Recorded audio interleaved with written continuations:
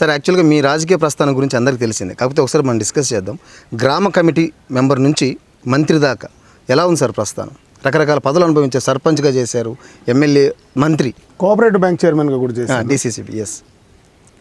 పార్టీలో కూడా నేను మొట్టమొదటగా ఈ మండలం యూత్ ప్రెసిడెంట్గా చేశాను, తెలుగుదేశం పార్టీ యూత్ ప్రెసిడెంట్గా.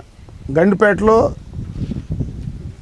తారక రామారావు దగ్గర ఆయన ముంగిట్లోనే మేము ట్రైన్ అయ్యాం.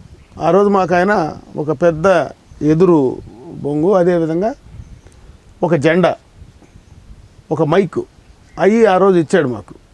ఆ తర్వాత మండల పార్టీ ప్రెసిడెంట్గా అపోజిషన్ 89 to 94 నేను మండల పార్టీ ప్రెసిడెంట్గా ఇదే మండలానికి పనిచేశాను.